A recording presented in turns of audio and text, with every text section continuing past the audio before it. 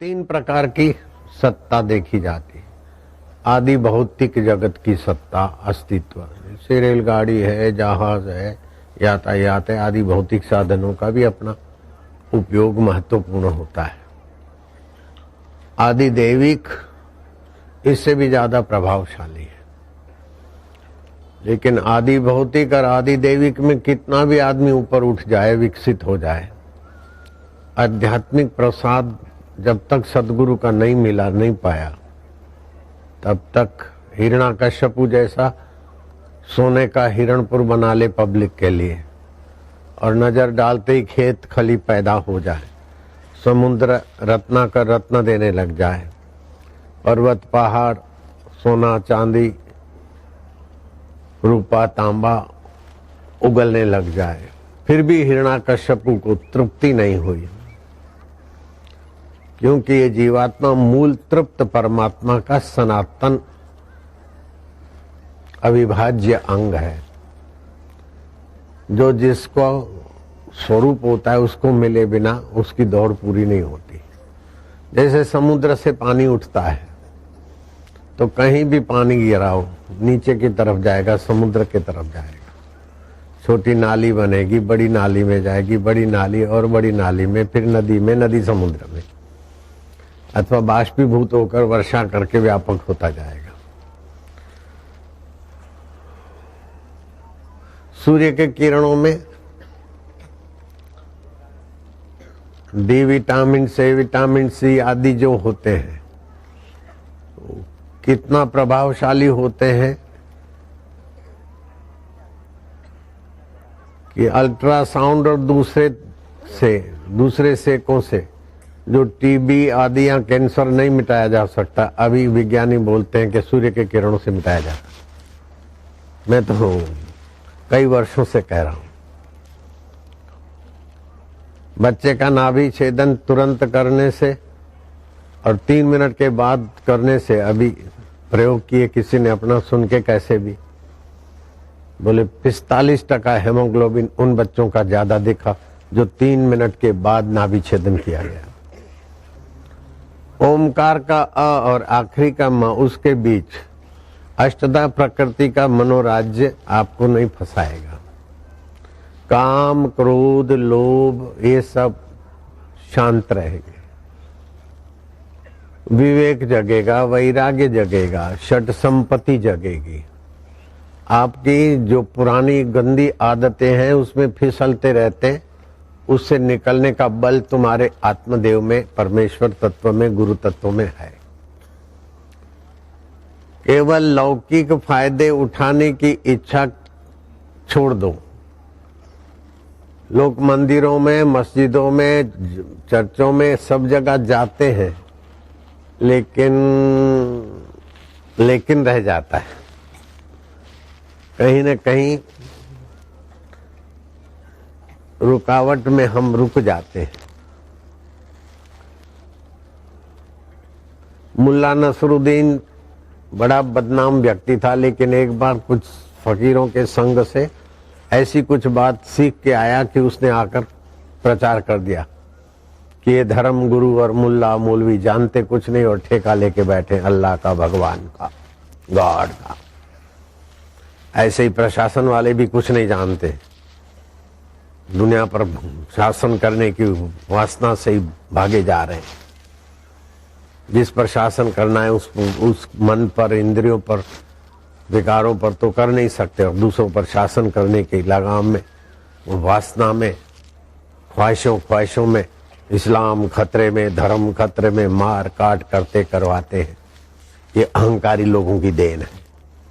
समाज में झगड़े, अशांति, राष्ट्र के प्रति, राज्य के प्रति, व्यक्ति के प्रति, ये अहंकार और नासमझी का ही कारण है। उसने अपना जो फकीर से सुनकर आया भाषण करना चालू कर दिया, तो मुल्ला मौलवियों ने, साधु संतों ने, प्रशासनों ने राजा को शिकायत कर दी कि ये मुल्ला नसरुद्दीन बगावती हो गया है, सारे मजहब वालों को कोसता है और प्रशासन को कोसता है। राजा ने बुलाया कि तुमने बगावत का काम शुरू किया, ये शिकायत आ रही है। बोले बगावत नहीं है, जहां पर मैं सच्ची बात कहता हूं लोग इसे बगावत बोलकर आपको बहकाते हैं। परीक्षा हो जाए, अगर मेरी बगावत साबित हो तो मुझे दंड मिलना चाहिए, और उनकी झूठी शिकायत है तो उनको नालत होनी चाहिए।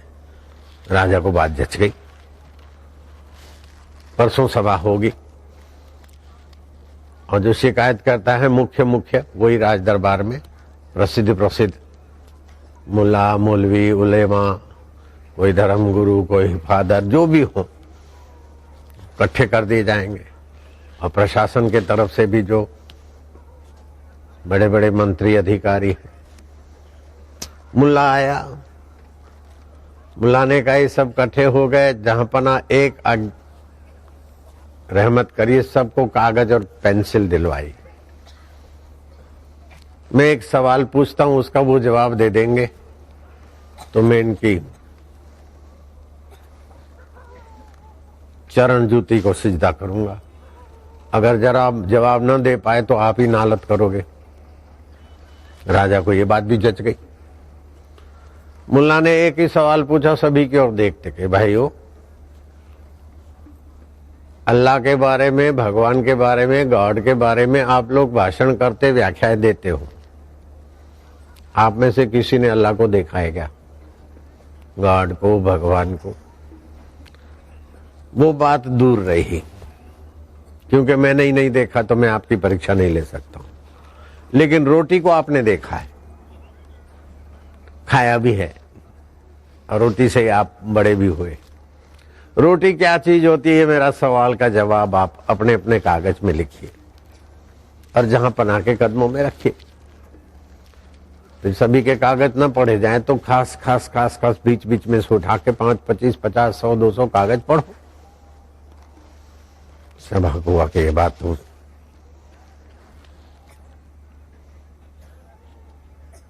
युक्ति युक्त है, तर्क संगत है। प्रशासन वालों को कागज पेन मिल गई, उनको मिल गई सब। अब पढ़ा जाए रोटी क्या होती है, यही सवाल है मुल्ला नसरुद्दीन का।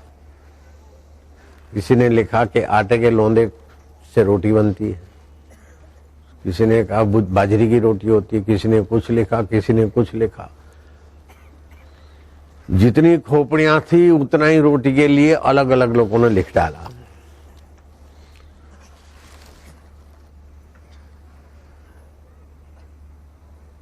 जहां पना जिस रोटी को रोज देखते हैं, खाते, उसमें ये एक मत नहीं है।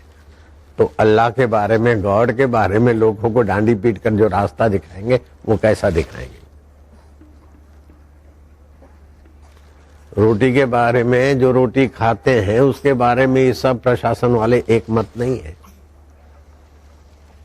तो अपने मन पर शासन करने की कला नहीं है, अपने ख्यालों पर शासन करने की कला नहीं है, तो दूसरों पर शासन करके हिकड़ी और शेखी बघाते हैं कि और कुछ करते हैं। राजा विचारवान था कि मुल्ला, तुमने आज तक तो तुम्हारी बदनामी सुनी थी, लेकिन आज किसी भी फकीर के सत्संग से चाहे तुम सीख के लाए हो, लेकिन बात बिल्कुल जगाने वाली है। रोटी के बारे में भी लोग एक मत नहीं। किसी ने लिखा भूख मिटाए रोटी हो, तो फल से भी भूख मिटती।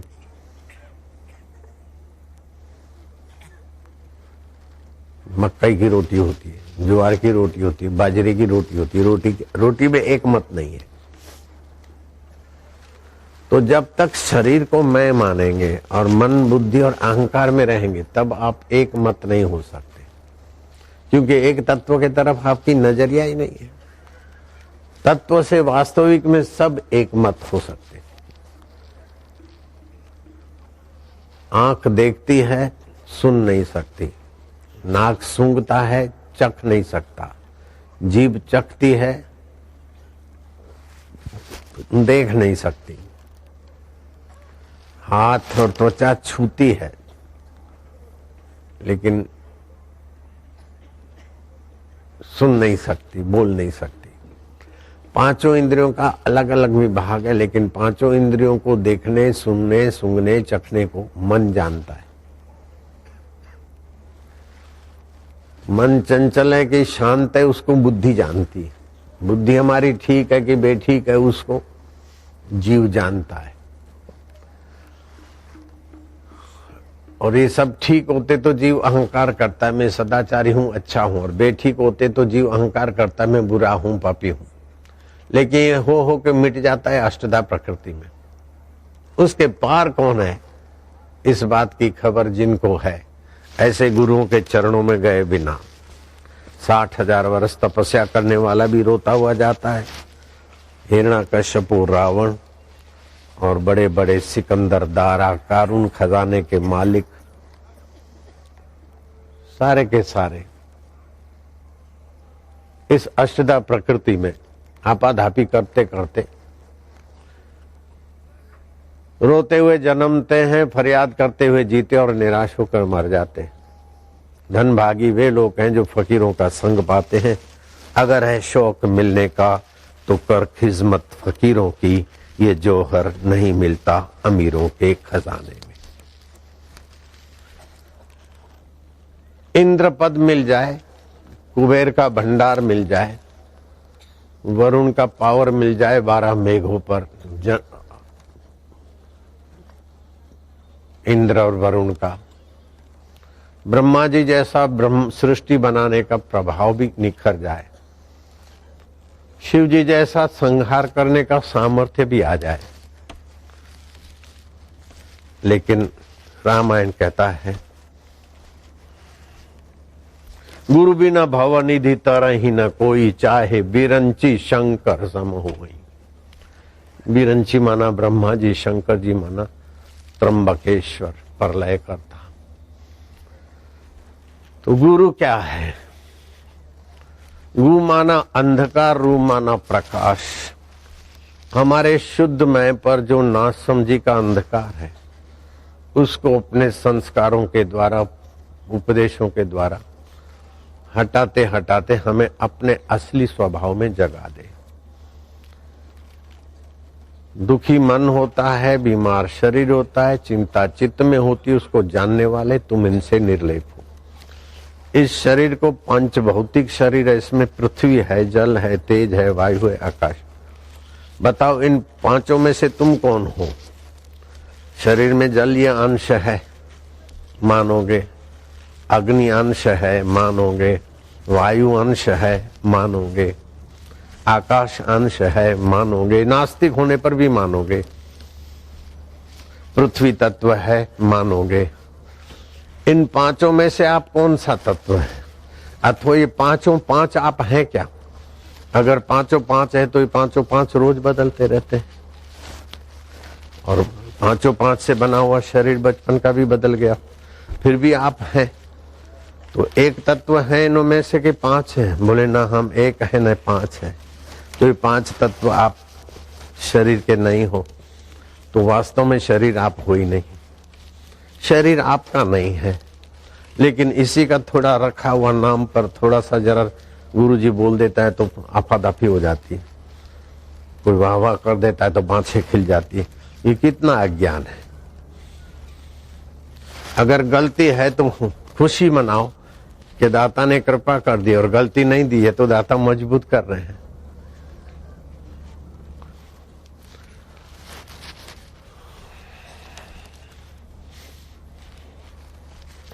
श्री कृष्ण कहते हैं, भैया उद्धव, ये आत्मज्ञान की विद्या थोड़ी सी भी तत्परता से ध्यान से सुने। आत्मज्ञान देने वाले गुरु के प्रति वफादार रहे तो बड़ी बड़ी तपस्याओं वाले वहां नहीं पहुंचते जहां सत शिष्य हंसते खेलते पहुंच सकता है। सत लगा दिया, शिष्य तो बहुत बन जाते हैं, लेकिन सत्य की भूख हो। सत्य एक परमात्मा है। अष्टधा प्रकृति बदलती है, सत्य ज्यों का त्यों रहता है। सत्य आदि में था, सृष्टि के आदि में था, अब भी ज्यों का त्यों भरपूर है, और प्रलय होने के बाद भी रहता है। वास्तव में हम असली रूप में देखा जाए तो हम सतरूप है, चेतन रूप है, आनंद रूप है। उसी आनंद की झलक खुशी आती है, उसी चेतन की झलक से बुद्धि में ज्ञान आता है, उसी सत्य के प्रभाव से हमारा अस्तित्व है। शरीर मर गया, जलीय अंश में जल मिल जाएगा, मिटेगा नहीं। शरीर को जला दिया, पृथ्वी तत्व में पृथ्वी मिल जाएगी, मिटेगा नहीं। अग्नि तत्व में अग्नि मिल जाएगी, मिटेगी नहीं। आंखों से ओझल हो जाएगा पूरा शरीर कब्रिस्तान में अथवा शमशान में, लेकिन मिटेगा नहीं। वो अमिट हमारा तत्व है। और फिर शरीर छोड़ने के बाद भी हम रहते हैं। अष्टधा प्रकृति को चलाने वाले हम रहते हैं, चाहे स्वर्ग में रहे, चाहे नरक में रहे, चाहे ब्रह्मलोक में रहे, तो हमारा नाश नहीं होता। असंगो अयम पुरुष केवल निर्गुणश्च, ये असंग है। अष्टधा प्रकृति हो के बदल जाती, लेकिन हम असंग है। बचपन बदल गया, बचपन की बुद्धि, बेवकूफी, अच्छाई, बुराई बदल गई, उसको जानने वाला असंग है कि नहीं? लेकिन अब मैं ऐसी हूं, अब मैं ऐसा हूं, तो होता किसी में है और मानता अपने में है। इसको बोलते अज्ञान न आवृतम ज्ञानम तेन मोहंती जंतवा। अज्ञान से जिनका शुद्ध ज्ञान ढक गया है सदियों से, वे जंतु की नाई भटक रहे बेचारे। जितनी मनुष्य की ऊंचाई चाहिए उतनी ऊंचाई को छुआ हुआ अर्जुन था। सशरीर स्वर्ग में गया और अप्सराओं में शिरोमणि ऐसी उर्वंशी उन पर फिदा हो गई। अर्जुन ने अपनी कमर तोड़ कार्यक्रम की सम्मति नहीं दी। उसने श्राप देना चाहा, श्राप शिरोधार्य किया, लेकिन अपनी लंगोटी का बिर्द खोल से फिसले नहीं। ऐसे अर्जुन को भी जब तक श्री कृष्ण का तत्व ज्ञान नहीं मिला, तो अर्जुन के हितैषी कृष्ण साथ में थे। अर्जुन ने कहा सेना के बीच में मेरा रथ ले चलो, ले चले, फिर भी अर्जुन का दुख नहीं मिटा। जब श्री कृष्ण का सत्संग अर्जुन ने समझा, अध्यात्म क्या है, आदि देविक क्या है, आदि भौतिक क्या है, उसकी जिज्ञासा श्री कृष्ण ने जगाई अर्जुन की। और फिर अर्जुन उसमें प्रवेश किया, तब बोलता है नष्टो मोह। अब मेरा मोह नष्ट हुआ, उल्टा ज्ञान नष्ट हुआ। नष्टो मोह स्मृति लब्धवा तव प्रसादात मया च्युत, आपके प्रसाद से। तो युद्ध के मैदान में भगवान हितैषी हैं, ऐसे जबरदस्त ऊंचाइयों को छूने वाला अर्जुन है, फिर भी उसको सत्संग मिला और सत्संग के अनुसार विचार करके अपनी वृत्ति ब्रह्माकार करनी पड़ती है। चिद अणु को व्यापक ब्रह्म में मिलाना पड़ता है। जैसे बुलबुला है तो चाहे कितना भी बड़ा बुलबुला बन जाए, दूसरे छोटे बुलबुलों के आगे वो बड़ा आदमी है, लेकिन वास्तव में है तुच्छ। वो बुलबुला अपने को खाली पानी मान ले तो विभु है, महान है। ऐसे ही ये जीव वास्तव में अपने गुरु तत्व के साथ तादात्म्य कर ले। प्रिय संदेह प्यार में मिड़ई मिठाई, काने जा कड़ाई चखी जो चाह करे। महमूद नाम का एक खुश मिजाजी राजा हो गया। रेशमी कपड़े पहनने का वो शौकीन था। उसका मंत्री राजा का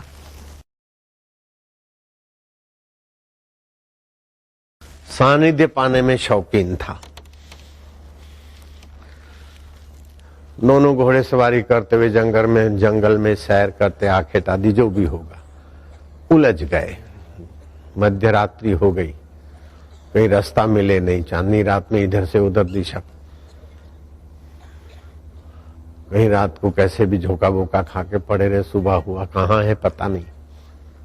भूख सताई, कल दोपहर का खाया हुआ था। कोई जंगली फल मिल गया।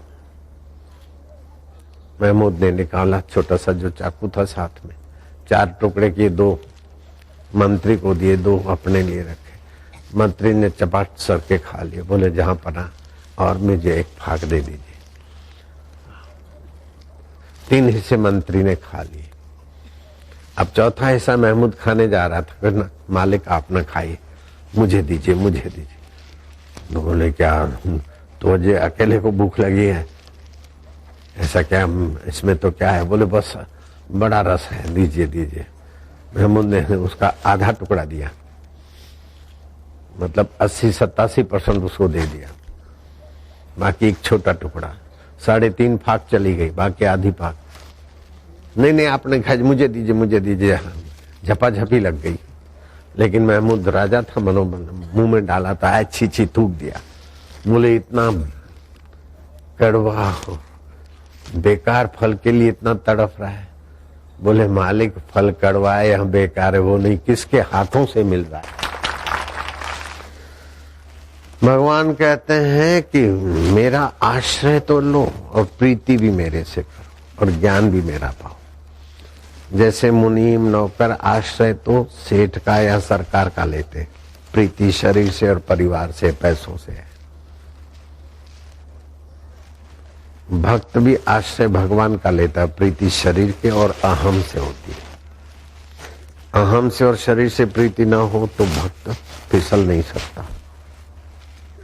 श्रद्धा होती है ना, ऐसी चीगम है कि 10% श्रद्धा भी श्रद्धा लगती है। श्रद्धा है माना, लेकिन श्रद्धा परिपक्व होकर प्रीति में बदले तो फिर कुछ नहीं होता। 10% श्रद्धा भी लगता है कि श्रद्धा है, 80% श्रद्धा भी श्रद्धा है, लेकिन 100% श्रद्धा हो जाए, प्रीति में बदल जाए, तब व्यक्ति मद भक्ति लभते पराम, पराभक्ति को पाता है। पराभक्ति परम तत्व से एकाकार कर देती है।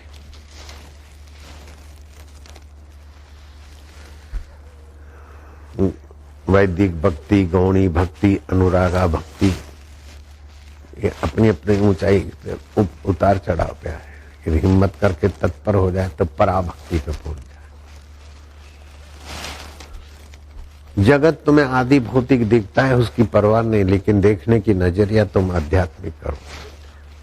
एक साइंटिस्ट को पीपल का पेड़ दिखेगा, पीपल का पेड़ वैद्य को देखेगा कि इसमें पित्त शामन सामर्थ्य है। पेड़ के छोटे छोटे पत्ते कूपल, उसका मुरब्बा बना के खा ले 10 ग्राम, कैसी भी गर्मी हो शांत। वैद्य की दृष्टि है पीपल का पेड़ सात्विक है, ये इसमें औषधियां छुपी है।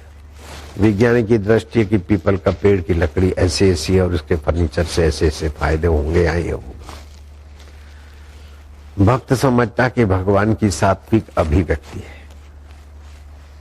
पीपल के पेड़ को धागा बांधेगा, घूमेगा, अच्युताय गोविंदाय अनंताय नमः, और भी शनि देवता का पूजन आदि करेगा। लेकिन तत्ववेता बोलेगा कि वो ही पंचभूतों और अष्टधा प्रकृति में मेरा चमचम चमकने वाला चैतन्य है। अगर चैतन्य नहीं होता तो रस कैसे लाता, फल कैसे खिलते, फूल कैसे खिलते और सात्विक हवाएं कैसी बनती। ये ब्रह्म पीपल का पेड़ बनकर अपने आप को पोषित करता है। भौतिकवादी को भौतिक फायदा होगा, आयुर्वैदिक वादे को आयुर्वैदिक फायदा होगा, भगवत भाल वाले को अपना चित्त निर्माण होगा। और तत्ववेता निर्माण मोहा जित संग दोषा, अष्टधा प्रकृति के संग दोष से मुक्त अपने स्वरूप को ही देखेगा। अब कौन सी नजरिया तुम अपनाते हो उस पर तुम्हारा भविष्य है। किसी को लगेगा कि गुरु हमारे ब्रह्मा है, गुरु विष्णु है, किसी को लगेगा उपदेशक है। लिखते हैं बापू ने ये कहा, परम पूज्य बापू ने ये कहा। जिसकी जैसी नजरिया होती है उस समय उनका चित्त भी ऐसे ही बन जाता है, और जैसा चित्त होता है ऐसे ही दिखता है। तो अब चित्त को उन्नत करना है, ऊंचा करना है, तो भगवान नाम आश्रय लेकर शांत होते जाओ तो विवेक बढ़ेगा। बिनु सत्संग विवेक न हो,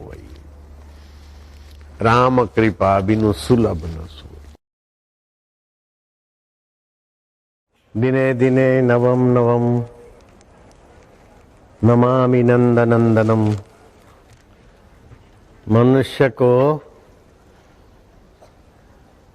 जो चीज चाहिए वो उसके पास सहज सुलभ है। जैसे सबसे कीमती बहुत जरूरी श्वास चाहिए, सहज सुलभ है। पानी है तो निःशुल्क मिल सकता है जीने के लिए, पानी पीने के लिए। भोजन है तो सादगी से मिल जाता है, लेकिन चटोरापन चाहिए, वाइन चाहिए, शराब चाहिए, फलाना चाहिए, इसी गंदगी के लिए ही ज्यादा समय खर्च होता है। ऐसे हाड़ मास के शरीर की वाहवाही चाहिए तो उसके लिए जीवन कई जिंदगियां खर्च हो जाती है। ये हाड़ मास का शरीर क्या है? पंच भौतिक है। इसमें जो जलीय अंश है, खून थूक, ये वो जल विभाग का है।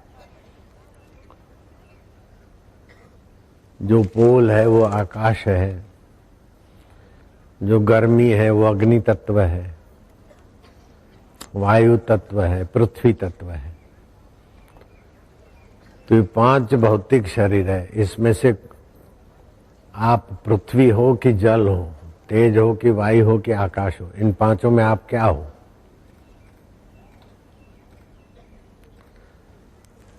एक हो कि 5 हो? बोलो, बताओ कुछ। एक हो कि 5 हो? तुम 5 हो? न तुम एक हो न तुम 5 हो। रोज जल बदलता है, भोजन पृथ्वी तत्व भी बदलता है, वायु भी बदलता रहता है, आकाश भी बदलता रहता है।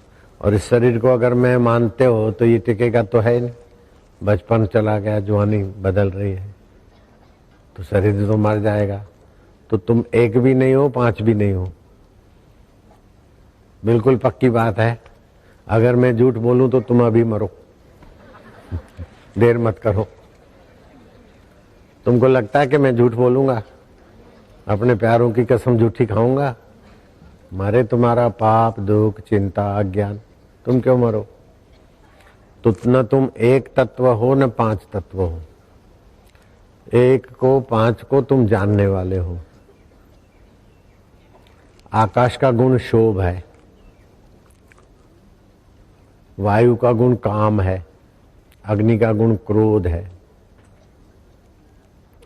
जल का गुण मोह है, पृथ्वी का गुण भय है। जिसमें पृथ्वी तत्व बढ़ जाता है उसको भय बढ़ता है, तो वो दिया जला के रखे, ओमकार का गुंजन करे तो भय कम हो जाएगा। जीवन रसायन पुस्तक पढ़े, भय कम हो जाएगा। जब पृथ्वी की तन्मात्रा बढ़ती है शरीर में, स्वभाव में, तो आदमी भयभीत होता है। अगर जल की मात्रा बढ़ती है, अग्नि की मात्रा बढ़ती है तो क्रोध होता है। आकाश से क्षोभ बढ़ता है, वायु की मात्रा बढ़ने से काम होता है, अग्नि तत्व बढ़ने से क्रोध होता है, जरा जरा बात में गुस्सा आ जाना, चिढ़ जाना। जल से मोह होता है, पृथ्वी से भय होता है, वो तन मात्राएं बढ़ती। तो भय मुझ में है इसका आरोप न करो। पृथ्वी तत्व में भय आया,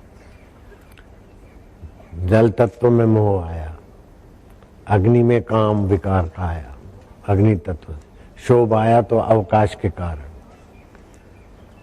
तो ये पंचभूतों के अंश हैं।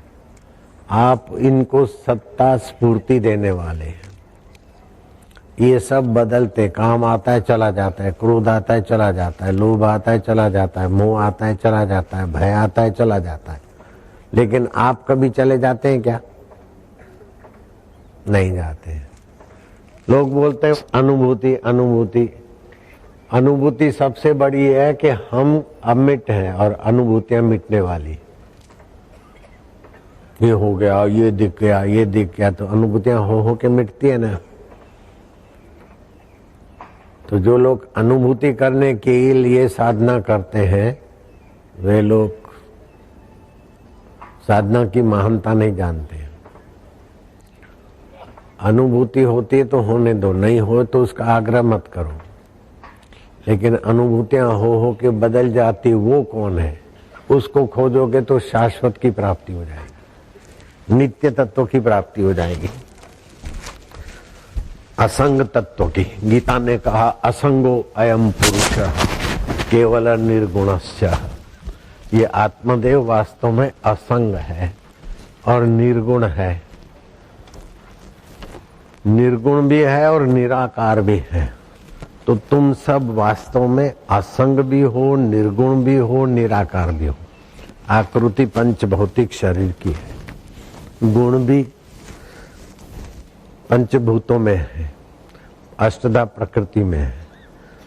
तो गुण, दोष और आकृति ये आप नहीं हो, आपके शरीर में है। तो ऐसा ज्ञान का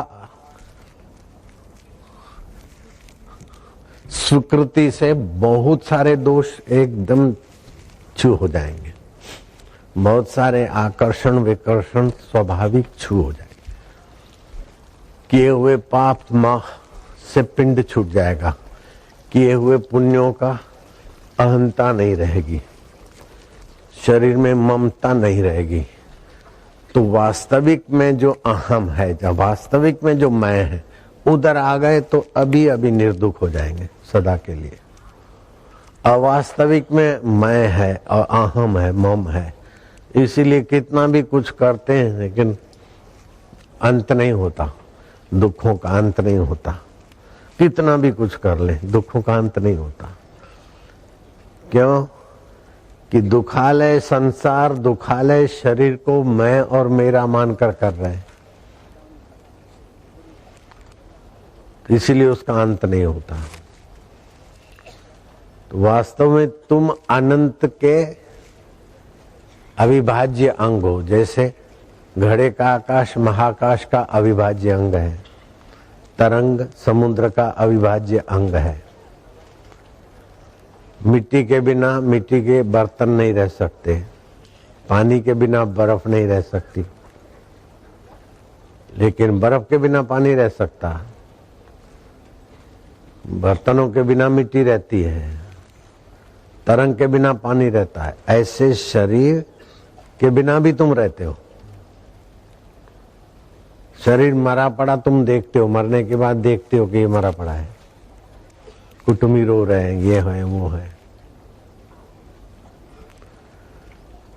तो दुख आता है तो तुम सावधान नहीं रहते हो, तो दुख के साथ जुड़ जाते तो मैं दुखी हूं।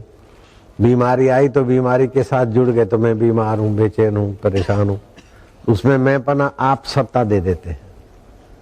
जासु सत्य ताते कर जड़ माया, तुम्हारे सत्य स्वरूप आत्मदेव से ये जड़ माया का शरीर सच्चा लगता है, बीमारी सच्ची लगती है, दुख सच्चा लगता है, बचपन सच्चा लगता है। सच्चा होता तो टिकता, बचपन तो चला गया, तुम हो तो तुम सत्य हो, बचपन सत्य नहीं है।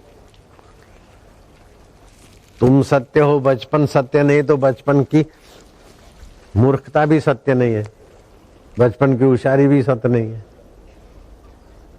ऐसे ही जवानी का काम क्रोध भी सत्य नहीं है, लोभ मोह भी सत्य नहीं है, ये गुण पंचभूतों के हैं। तो सत्य तो तुम हो, लेकिन तुम जिससे जुड़ जाते हो सब सत्य लगते हैं। तुम जिस वस्तु को महत्व देते हो वो प्रभावशाली हो जाती है। आहा कितना अच्छा है, अब इसका महत्व तुमने दिया और तुम्हारा ही रस इसमें प्रवाहित हो गया, तो ये बेकार हो गया। तो तुम सतरूप हो, चेतन रूप हो, रस रूप हो। जिस चीज को तुम महत्व देते हो वो रसीली हो जाती है। तो शरीरों में गंदगी, नाक में लीट भरी है, मुंह में थूक भरी है,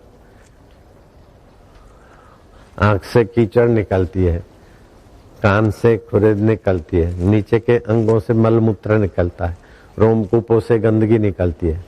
लेकिन काम दृष्टि से एक दूसरे को शरीर को महत्व देते हो। तो नई शादी वालों को सुंदरी को सुंदरा अमृत पुत्र लगता है और सुंदरे को सुंदरी अमृत की पुतली लगती। फिर जब लड़ते झगड़ते तो बोले राण तू तो चंद्रमुखी नहीं है, तू तो ज्वालामुखी है, तो तू प्राणनाथ नहीं है, तू तो अनाथ है, मेरे को अनाथ कर दिया। फिर लड़ते तो ऐसे लड़ते। तो नश्वर शरीर को, नश्वर संबंधों को, नश्वर विकारों को तुम शाश्वत अगर महत्व न दो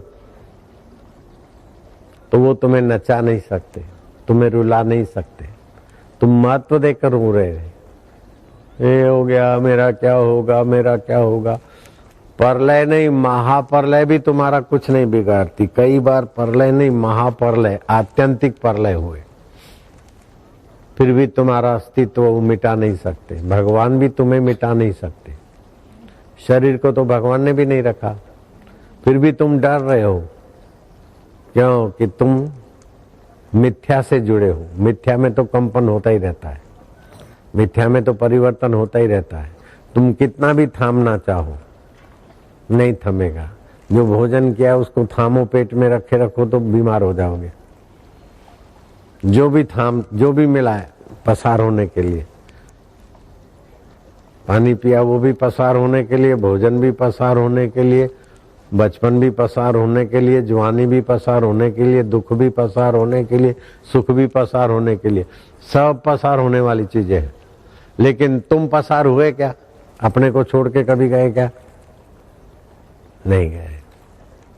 तुम्हारे आगे से सब पसार हो गया, तुम पसार नहीं होते, तुम नित्य हो। तुम अपने आप के साथ नित्य रहते हो, अपने को छोड़कर 2 मिनट के लिए भी कहीं नहीं जाते हो। गहरी नींद में भी अपने में ही हो जाते हो। इंद्रियों से हटकर मन में आ गए, मन से हटकर बुद्धि में आ गए, बुद्धि से हटकर जीवत्व में आ गए, जीवत्व से अनजाने होकर अपने आप में आ गए, अपने ब्रह्म स्वभाव में आए। अपने ब्रह्म स्वभाव से जीव का स्फूर्ण हुआ, बुद्धि का हुआ, मन का हुआ, इंद्रियों का हुआ, जगत का व्यवहार हुआ। रोज एक था राजा, वही परमात्मा राजा, तुम्हारा आत्मा तुम। एक थी रानी, उसकी सुरता वृत्ति, उसी से सारा पसारा हुआ। एक था राजा, एक थी रानी, शुरू हो गई कहानी। रोज कहानी शुरू होती है, रोज समेट के अंतर में चली जाती। ऐसे बचपन भी कहानी हो गई, जवानी भी कहानी, दुख भी कहानी, सुख भी कहानी। लेकिन कहानी को जानने वाला कौन है? उसको अगर खोजे तो शांत अवस्था आएगी, और शांत अवस्था से बाप रे बाप कैसे कल्याण हो जाता है, कितना फायदा हो जाता है, उसका तो मैं आपको कितना भी बताऊंगा कम होगा। तो अब एक सुंदर उपाय है कि आप दुख नहीं चाहते हैं,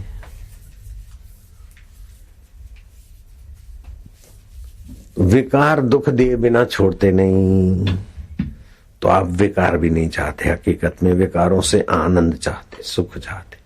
अगर आपको शुद्ध सुख और आनंद मिल जाए तो फिर आप विकारी जीवन से अपने आप को उठा हुआ मानकर खुश होते हो।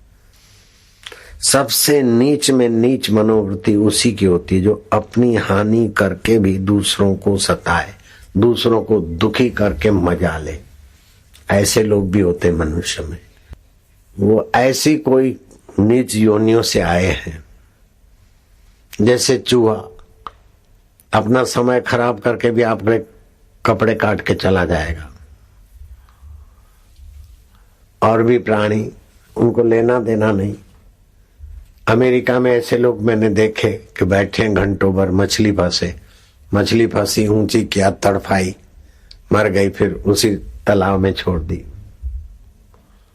तो किसी को अपना समय शक्ति बर्बाद करके किसी को सताने का मजा लेना, ये मानवता की एकदम नीचे में नीची आखिरी पराकाष्ठा है।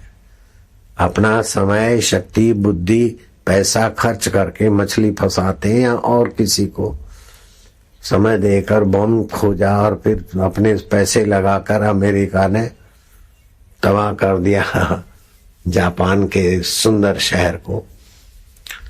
तो अपना नुकसान सह के भी दूसरे को भारी नुकसान पहुंचाना, अपना समय शक्ति खर्च करके भी सासू की निंदा करना, अपना मन खराब करके भी पड़ोसी की निंदा करना, अपना समय शक्ति और बुद्धि खराब करके भी किसी पर झूठे दोषारोपण करना, लगाना, लगवाना, ये मानवता की आखिरी, नीचता की आखिरी, मानवता की नहीं, नीचता की आखिरी। उससे कुछ थोड़े ऊपर उठे हुए लोग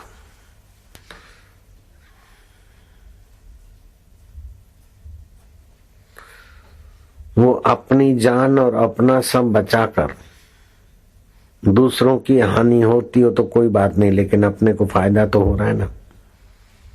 अपनी हानि को बचाकर दूसरे को हानि देकर भी लौकिक फायदे में जो उलझे हुए हैं वो छठे नंबर के होते हैं। पांचवें नंबर के वे होते हैं जो अपने लाभ के लिए दूसरों को हानि पहुंचाए तो कोई बात नहीं, अपना लाभ होता हो। और चौथे नंबर के ये हैं कि अपने लाभ में दूसरे की हानि, चलो क्या करें, सहना पड़ता है, नहीं होती तो अच्छा है लेकिन अब क्या करें। दूसरे की हानि दिखती है, अच्छी नहीं लगती लेकिन सह लेते हैं दूसरे की हानि, अपने लाभ को महत्व देते हैं। तीसरे नंबर के वे लोग होते हैं कि अपना ही लाभ, दूसरे की चिंता नहीं करते। दूसरे नंबर के वे लोग होते हैं कि अपनी हानि न हो और दूसरे को लाभ हो। और पहले नंबर के वे लोग हैं कि अपना तन, अपना मन, अपनी योग्यता, अपना सब कुछ खर्च हो जाए और दूसरे लोग उन्नत होते, वो महात्मनस्तु माम पार्थ देवीम प्रकृतिम आश्रिता, वो महात्मा पुरुष है। अपने तन को, अपने मन को, अपनी योग्यताओं को खर्च करके भी दूसरों की उन्नति चाहे, दूसरों की उन्नति से ही उनको परितृप्ति है, क्योंकि दूसरों के रूप में अपने को ही देखते हैं। भगवान ऐसे पुरुषों के लिए कहते हैं महात्मनस्तु माम पार्थ दैवीम प्रकृतिम आश्रिता, मुझ परमात्मा देव की प्रकृति का आश्रय उन्होंने लिया है। जैसे भगवान अपना बड़प्पन छोड़कर भी पुत्र होना स्वीकार कर लेते, मित्र होना स्वीकार कर लेते, नृत्य सीखना स्वीकार कर लेते, थप्पड़ खाना स्वीकार कर लेते हैं। तुमने तो सत्संग के प्रसंग सुने हैं, सचिन भरी छाछ पर नाचना स्वीकार कर लेते हैं, हाय सीते करके रोना स्वीकार कर लेते हैं। हे भैया लक्ष्मण, लक्ष्मण में अयोध्या में क्या मुंह दिखाऊंगा, ऐसा करने को भी स्वीकार कर लेते हैं। प्रातः समय उठ रघुनाथा, माता पिता गुरु नावई माथा, ये सब स्वीकार करके भी हमारा मंगल चाहें, क्योंकि हमारे रूप में वो अपने को ही देखते, अपने रूप में हम ही को देखते। ये ज्ञानमयी दृष्टि महापुरुषों की, भगवान की है। अब 7 दृष्टि है, फिर से बोलता हूं। अपनी लौकिक हानि आदि दैविक खर्च, आध्यात्मिक खर्च करके भी दूसरों को उन्नत करना, ये महापुरुषों की दृष्टि है। उत्तम पुरुष के, महान पुरुष के लक्षण है। उससे थोड़ा कम अपनी हानि न हो और दूसरों को लाभ हो जाए, ये दूसरे नंबर का। तीसरे का अपना ही लाभ हो, दूसरे की चिंता नहीं। और चौथे नंबर का अपना लाभ से दूसरे की हानि होती हो तो सह लेंगे, चलो जाने दो, होती तो क्या करें, अपने को तो लाभ होता है ना। 5वें वे लोग होते अपने लाभ के लिए दूसरों को हानि पहुंचा देते फटाक से। 6ठे उनसे भी गिरे होते हैं कि अपनी जान बचाकर दूसरों की हानि करके अपना लाभ होता है तो देर मत करो। और 7 में इतने नीच होते हैं कि अपना लाभ हो चाहे अपनी हानि हो, दूसरे को तड़पाओ, दूसरे को दुख दो, दूसरों को सताओ। वे फिर बुरी तरह सताए जाते हैं, लेकिन दूसरे को सता के सुखी होने में जो लगे, वो मानवता की एकदम अत्यंत नीचता पे है। उनको मानव कहना भी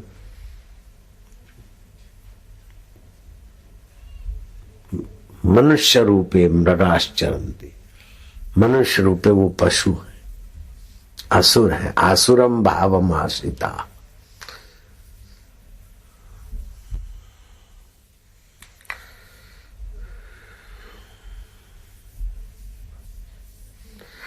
जो सत्य की ओर प्रवृत्त होना चाहते हैं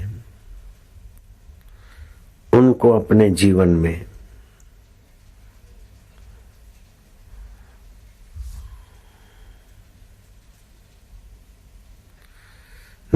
देह, मन और वाणी, इन तीन को नियंत्रित करना चाहिए। देह से उछलंकता न हो, मन की उछलंकता न हो, वाणी की उछलंकता न हो। इन तीन पर ध्यान दें तो वे लोग उन्नति को पा लेंगे। शरीर की उछलंकता, न खाने जैसा खा लिए, न सोने जैसा सो लिए, न करने जैसा कर लिया, विकारों में पड़े रहे, ये शारीरिक उछलंकता है। टाइम से खाया, टाइम से रहे, टाइम से अब दही और जामफल खा लिया, ये शारीरिक उद्दंडता है, मानसिक बेवकूफी। दही और जामफल खाना एकदम कफ बनेगा, जामफल भी कफ वाले, दही भी कफ बने, जठरा मंद हो जाएगी, खाया हुआ पचेगा नहीं, बुखार शुरू हो जाएगा। अमृत बोलते जामफल को। खैर, अपनी मानसिकता उन्नत रखनी चाहिए।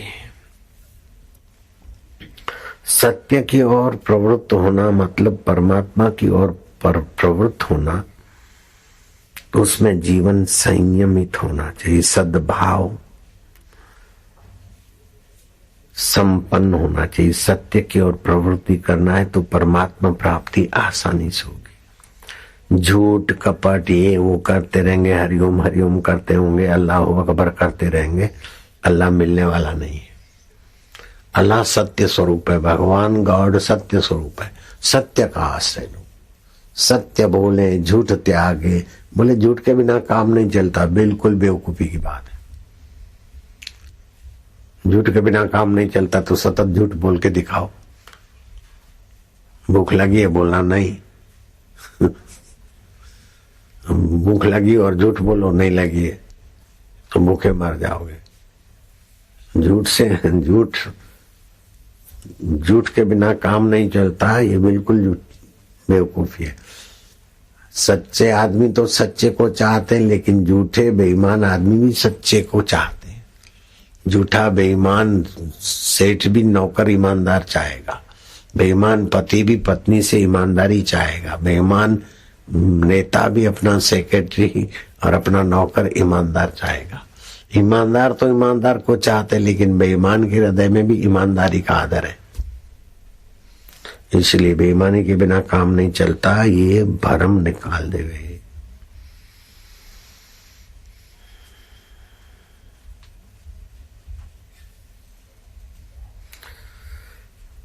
अर्जुन मोह में आ जाता है, विषाद में आ जाता है, भगवान उसका उत्साह बढ़ाते, मोह निवृत्त करते, विषाद निवृत्त करते, आध्यात्मिकता की महत्ता बताते बताते अर्जुन को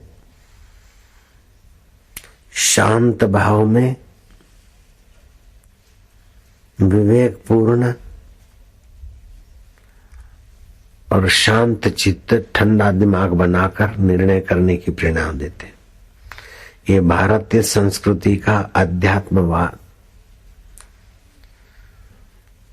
पूरे विश्व का मार्गदर्शन करने में सक्षम है, और आरंभ में इसी आध्यात्मिक मार्गदर्शन से ही दुनिया के लोगों का मंगल किया था भारत ने, और अब फिर से जरूरत पड़ रही। भारत विश्व गुरु बनेगा, ये शुरुआत की थी 4 से 40 साल पहले संकल्प की। अब तो बहुत लोग जुड़ गए इस संकल्प से, अब तो बहुत लोग बोलने लगे भारत विश्व गुरु बने, विश्व गुरु बनेगा करवट। 40 साल पहले का मेरा संकल्प था। शुभ संकल्प आप करो, बहुत जन हिताय, तो वो कईयों के द्वारा वो पूर्ण होने लगेगा। जरूरी नहीं कि अपन ही करो, अपने ही उसका श्रेय पाओ। अपने श्रेय की इच्छा नहीं करो, सबके श्रेय में अपना श्रेय छुपा है।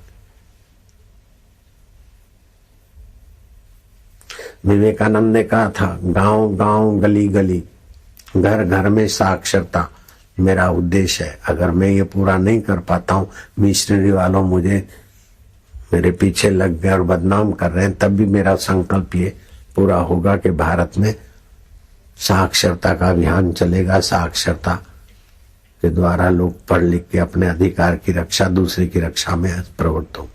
आज हो रहा है। जो सातम आए या एक नंबर का मनुष्यता की ऊंचाई पर है, उसके संकल्प में बड़ा बल होता है। सर्वांगी सफलता चाहते हो तो आत्मा की अनंत शक्ति से जुड़ जाओ। पंचभूतों में जो शक्ति है वो भी आत्मदेव की है, और सूर्य में जो सप्त रंग है और एक एक रंग का प्रभाव है। सबसे आसमानी रंग ज्यादा हितकारी। आसमानी रंग घर में लगा हो तो अच्छा है कलर। आसमानी रंग की बोतल में पानी भर के रखे और वो पानी पीने में काम लाए तो फायदा होगा। बोतल को अर्थिंग न मिले ऐसे जगह से। तेल घी सूर्य के किरण में रखकर उपयोग करे, पानी सूर्य के किरणों में फेंट मार के उपयोग करे, जीवनी शक्ति बढ़ती है।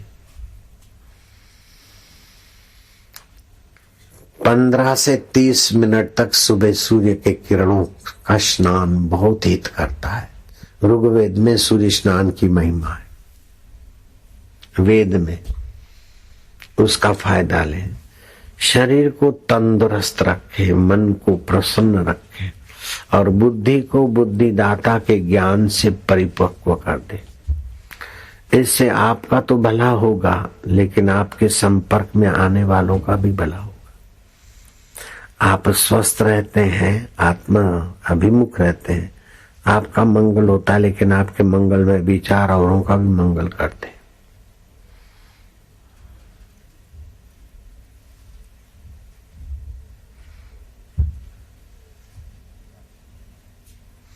जो लोग अनुभूति चाहते हैं तो तुम्हारा निसंकल्प शांति भंग ना हो। अनुभूति में तो शांति भंग होगी। नरसिंह मेहता ने कहा, जब तक आत्म विश्रांति नहीं मिली, आत्म तत्व को नहीं जाना, तब तक साधना सर्व झूठी है। ये छोटी मोटी अनुभूति के लिए लालायित मत हो।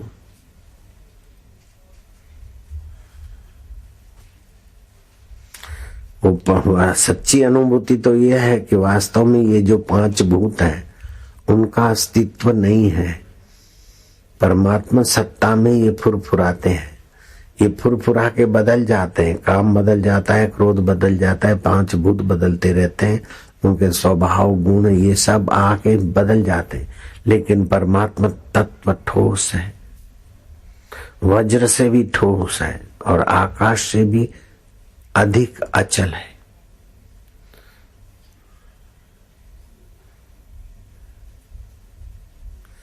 लीला तो यही है, लीला में प्रभु की लीला है। ऐसा सो में विश्रांति योग करें।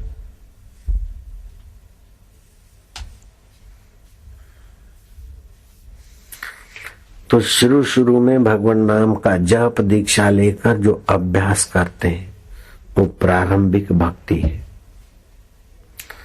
उसमें विक्षेप रहता है, मन लगे न लगे, थोड़ा ऐसा वैसा।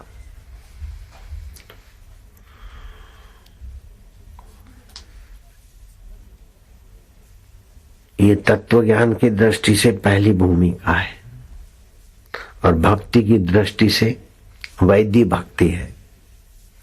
अभ्यास करना पड़ता है ना जप का, ध्यान का, ये आरंभिक भूमिका है। योग की दृष्टि से इसे क्षिप्त अवस्था बोलते हैं, विक्षिप्त अवस्था बोलते हैं। थोड़ा संसार में, थोड़ा भगवान में। ये अभ्यास बढ़ते बढ़ते तब रुचि का रूप लेता है। अभ्यास जब रुचि का रूप लेता है तो एकाग्रता बढ़ने लगती है, सत्य संकल्प सामर्थ्य आने लगता है, सुख दुख में कुछ अंश में समता आने लगती है। चलो कोई बात नहीं।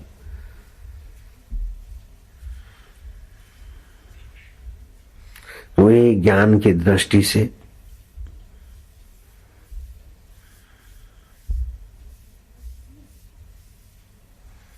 योग की दृष्टि से ध्यान हो जाता है रुचि में।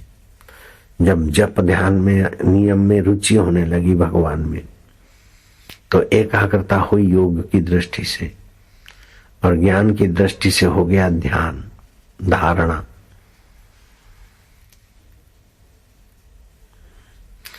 तत्व ज्ञान की दृष्टि से दूसरी भूमिका हो गई और भक्ति की दृष्टि से भगवत साधना होने लगती। तो पहले अभ्यास, अभ्यास बढ़कर रुचि, और रुचि बढ़कर रति, और रति विश्रांति में चली आती, पराकाष्ठा हुई।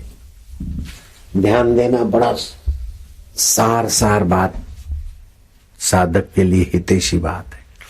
अभ्यास से कभी ऊब जाएंगे, कभी माला किया कभी नहीं किया, ये आरंभिक है। अभ्यास करते करते फिर माला किए बिना, जब ध्यान किए बिना अच्छा न लगे, नहीं चाहते हुए भी करें, तो समझ लो तुम्हारे अभ्यास ने रुचि की अवस्था ला ली। और रुचि बढ़ते बढ़ते बढ़ते बढ़ते फिर रति में रस आएगा, और वो रति में विकार शांत होने लगेंगे, आकर्षण शांत होने लगेंगे, गंदी आदतें शांत होने लगेगी। अभ्यास, रुचि, रति, आ जाएगी परमात्मा विश्रांति। फिर सब कुछ करोगे लेकिन मन परमात्मा में विश्रांति पाएगा। उठत बैठत वही उठाने, कहत कबीर हम उसी ठिकाने।